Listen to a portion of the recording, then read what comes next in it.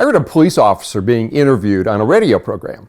He's the head of the homicide unit in his city, and he was talking about techniques that they use to question suspects. One line was so profound and applicable to sales that I kept repeating it so I wouldn't forget it. I'm going to share it with you. Stay tuned.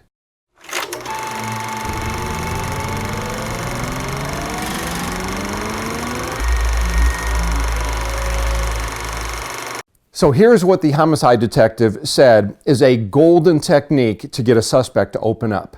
He said, when a suspect is talking, don't do or say anything to cause them to stop. There you go. How simple is that?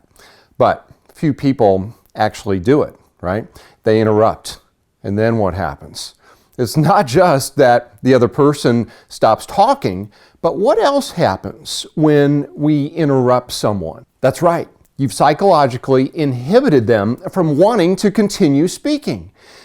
Do you know someone who dominates a conversation and jumps in with their thoughts before you've finished yours? Yeah, we all do, right?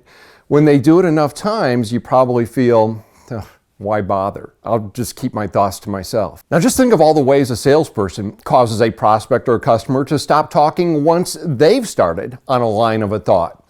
And let's talk about what we can do instead. So, for example, think of situations where a sales rep doesn't respond to an answer with encouragement to continue, but instead jumps into a pitch for his or her product. Instead, the better response is to listen reflectively. Some techniques would be, oh, go on. Tell me more about that. Or expand on that. Or how about following up a prospect's statement or answer with a completely unrelated question or a train of thought that gets them off of the subject? Instead, the better technique would be to focus on every statement or answer like it's the tip of the iceberg and your goal is to lower the water level.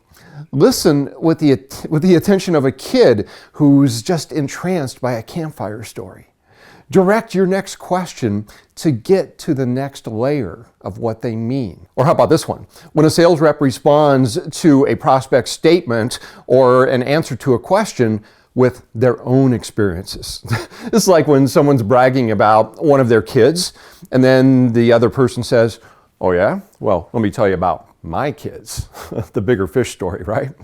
So instead, again, the key here is prompting them to continue talking. Resist the tendency to share your experiences. I think you already know those, right? Think about what you want to learn instead of what you want to say. Now, again, listen like a homicide detective. It's pretty simple. Get out of the way, let them talk, and don't do anything to cause them to stop. So here's what the homicide detectives. So here's what the homicide detectives. So here's what the homicide detectives. You gotta really pronounce that.